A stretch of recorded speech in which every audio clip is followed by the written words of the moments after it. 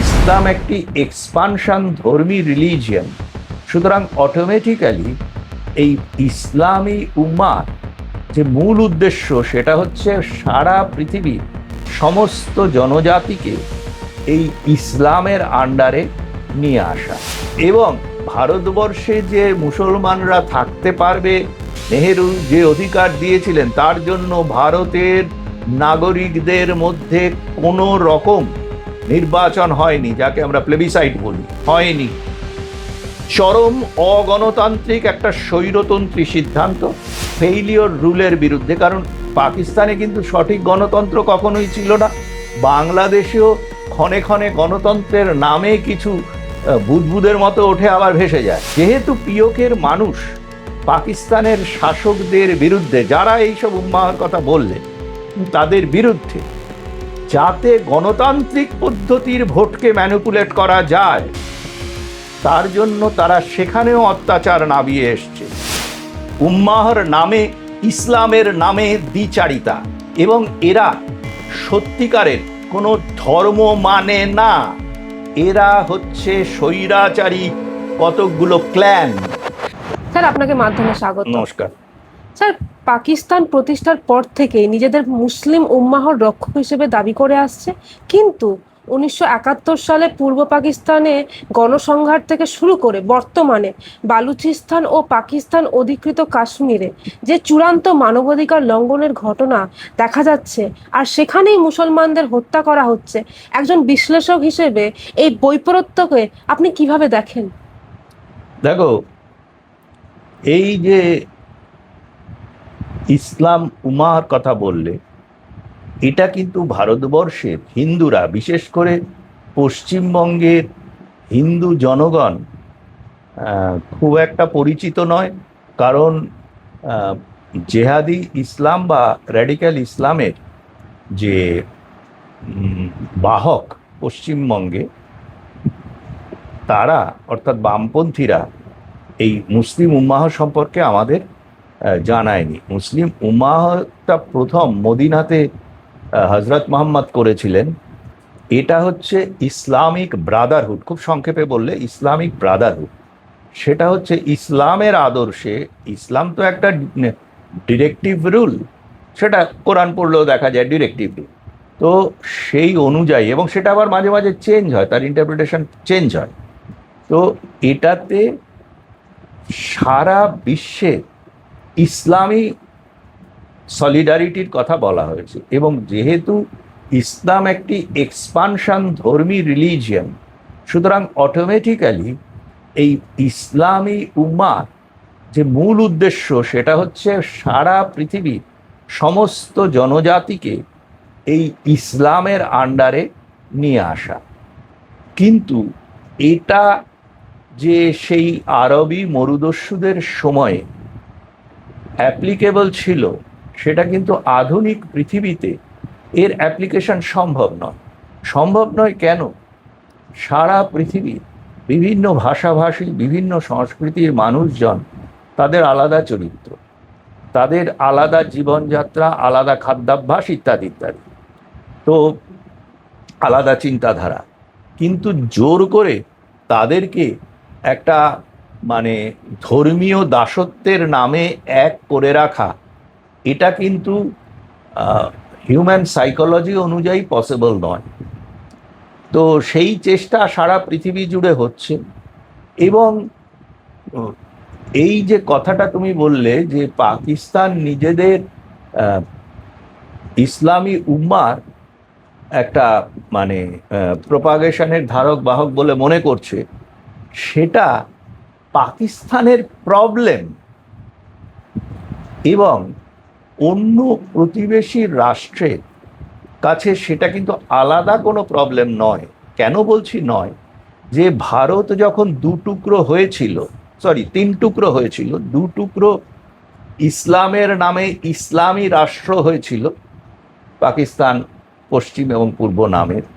মাঝখানে যে ভারত রয়ে গেল অ-ইসলামীদের জন্য, সেখানে ইসলামীদের আলাদা করে বসবাসের অধিকার এবং তাদেরকে সমাজ জীবন, সাংস্কৃতিক জীবন এবং তোমার মানে শিক্ষা ও শাসন ব্যবস্থায় স্থান দিয়েছিলেন তখনকার নন ইলেক্টেড, আবার বলছি নন ইলেক্টেড প্রধানমন্ত্রী জওহরলাল নেহেরু, যার বংশধররা এখন গান্ধী ফ্যামিলি, এবং ভারতবর্ষে যে মুসলমানরা থাকতে পারবে নেহেরু যে অধিকার দিয়েছিলেন, তার জন্য ভারতের নাগরিকদের মধ্যে কোনো রকম নির্বাচন হয়নি, যাকে আমরা প্লেবিসাইট বলি, হয়নি। চরম অগণতান্ত্রিক একটা স্বৈরতন্ত্রী সিদ্ধান্ত, এবং এর খেসারত কিন্তু এখন ভারতকে দিতে হচ্ছে। এবং যেখানেই দেখবে এই মুসলিম উম্মাহর প্রতি একটু রিলেন্টেড হয়েছে কোনো একটা রাষ্ট্র, তখনই কিন্তু তারা র্যাডিক্যাল ইসলামের পাল্লায় পড়েছে। কারণ মুসলিম উম্মাহ যখন দারুল হার্ব থেকে দারুল ইসলামে কনভার্টেড করে কোনো রাষ্ট্রকে, কনভার্সনের দিকে যখন যায়, তারা কিন্তু তখন এই মুসলিম উম্মাহর মুসলিম থাকে না, তারা র্যাডিক্যাল ইসলামিস্ট হয়ে যায়, হতেই হবে। তো তা না হলে তো তাদের কাজটা সম্পূর্ণ হবে না। দে আর ভেরি পারপাসফুল। আর আরেকটা জিনিস তোমাকে মনে রাখতে হবে, আমি মনে করি যে দেখো, আমরা কিন্তু যদি গীতাও দেখি, আমাদের যে মানে গভর্নিং এর সুপ্রিম বুক, সেই গীতাতেও কিন্তু আছে যে আমরা অহিংস, কিন্তু হিংসা আমরা করি না বলে হিংসাকে হিংসা দিয়ে দমন করব না, এটা কিন্তু আমাদের কোনো রকম কোনো বাধ্যবাধকতা নেই। সেইটাই কিন্তু ভারতীয় গণতন্ত্রের একটা অবিচ্ছেদ্য অঙ্গ।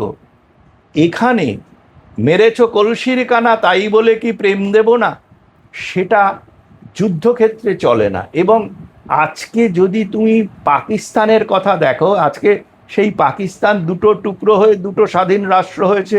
একটা পাকিস্তান নাম আছে, আর একটা হচ্ছে পূর্ব পাকিস্তান থেকে বাংলাদেশ নাম হয়েছে। কিন্তু এই দুটোর এক্সিস্টেন্স নির্ভর করছে, সেখানকার রাজনৈতিক ভৌগোলিক স্থায়িত্ব নির্ভর করছে তাদের মুসলিম উম্মাহকে কতটা তারা র্যাডিক্যাল ইসলামিস্ট হিসেবে চাগিয়ে রাখতে পারবে।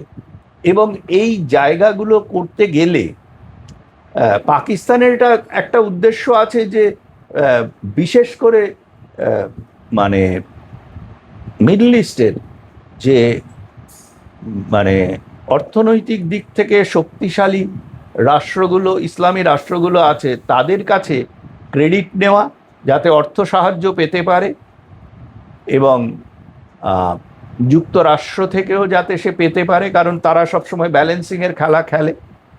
কিন্তু তাদের আসল উদ্দেশ্য কিন্তু ভারতবর্ষের বিরুদ্ধে জেহাদ, তাদের অস্তিত্ব না হলে বিপন্ন হবে। এবং এখন যখন আজকের বর্তমান পৃথিবীর আর্থসামাজিক এবং বিভিন্ন যে সামাজিক ক্ষেত্র আছে, তাতে দেখা যাচ্ছে যে পাকিস্তানে শুধুমাত্র ভারত এবং হিন্দু জিহাদের নামে তারা কিন্তু কখনোই তাদের দেশকে এক রাখতে পারবে না, এবং তাদের শাসন ব্যবস্থা, তাদের অর্থনীতি সমস্তই কিন্তু আস্তে আস্তে ভেঙে পড়ছে। এবং যখনই তাদের দেশে তো সবাই ইসলামী, তো ইসলামী মানুষদের মধ্যে থেকে এ মিসরুল বা ফেইলিওর রুলের বিরুদ্ধে, কারণ পাকিস্তানে কিন্তু সঠিক গণতন্ত্র কখনোই ছিল না, বাংলাদেশেও ক্ষণে ক্ষণে গণতন্ত্রের নামে কিছু বুদবুদের মতো ওঠে আবার ভেসে যায়। তো এটা হবেই, এই দুটো রাষ্ট্র যেভাবে তৈরি হয়েছে তাতে এটা স্বাভাবিক। কিন্তু তাদের এই বেঁচে থাকার জন্য যখন তাদের জনসাধারণ তাদের বিরুদ্ধে যায়, দুটোর কিন্তু একই, তখন দেখবে যে তারা কিন্তু সেই জনসাধারণকে দমনপীড়ন করার জন্য কোনো গণতান্ত্রিক নয়, অগণতান্ত্রিক উপায়ে তারা বুলেটে তার জবাব দেয়, অত্যাচারে তারা সেটার জবাব দেয়।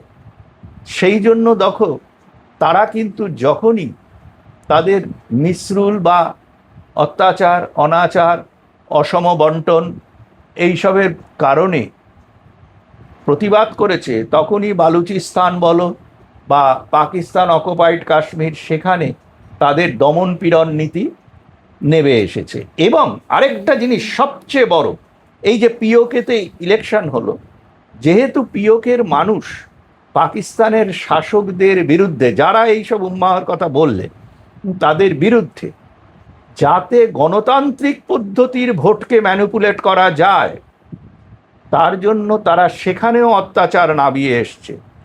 এরা মুসলিম উম্মার কথা বলে, মুখে বলে, কিন্তু যেখানে সবাই মুসলিম সেখানে কিন্তু মুসলিম উম্মাহ নয়, সেখানে হচ্ছে ব্যক্তি স্বার্থ এবং স্বৈরতন্ত্রী। এই মুসলিম উম্মাহর তুমি যদি ব্যাপারটা দেখো, এই যে হজরত মোহাম্মদ তো কি করেছিলেন, তিনি তার বিভিন্ন কার্যকলাপ এটা প্রমাণ করে তিনি একজন স্বৈরতন্ত্রী মানুষ ছিলেন। তো এই স্বৈরতন্ত্র কিন্তু এই মুসলিম উম্মাহর মূল কথা।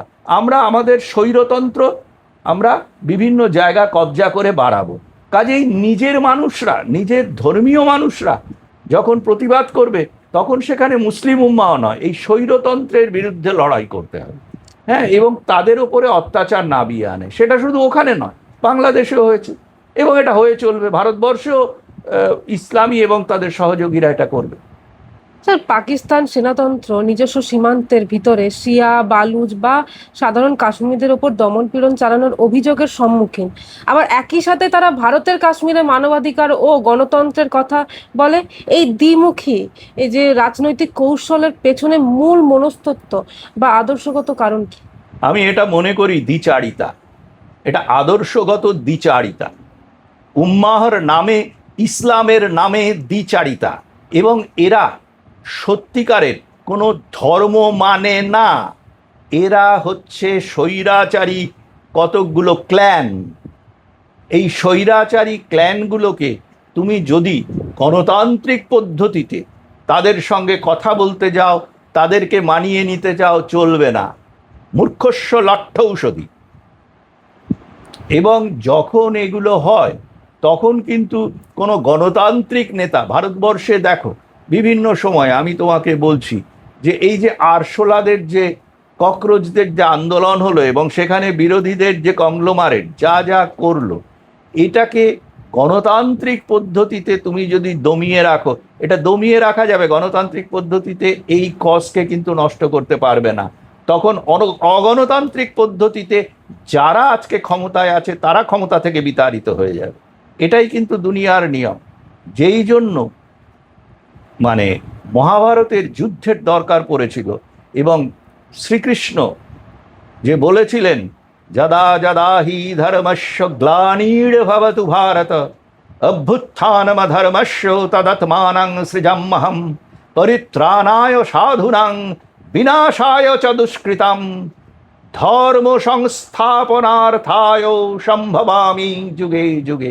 ভারতবর্ষ কিন্তু অহিংসা সর্বদা বিশ্বাস করতো না। এই অহিংসা একটা প্রক্ষিপ্ত জায়গা হয়েছিল আমাদের ওই স্বাধীনতা আন্দোলনের নামে। আমরা অহিংসা করিনি। এই যে আজকে চৈতন্যদেবের কথা বলা হচ্ছে, অনেক এর কথা বলা হয়, চৈতন্যদেব কি অহিংস ছিলেন? তাহলে তিনি অত দলবল নিয়ে, সেই লাঠি সোঁটা ইট পাথর নিয়ে রাত্রিবেলা কাজীর বাড়িতে আগুন লাগিয়ে দিয়েছিলেন। কাজী ভয়ে পালিয়ে গিয়েছিল, কাজীকে পেলে তারা মেরে ফেলতো, কারণ তারা অনেক অত্যাচার করেছে।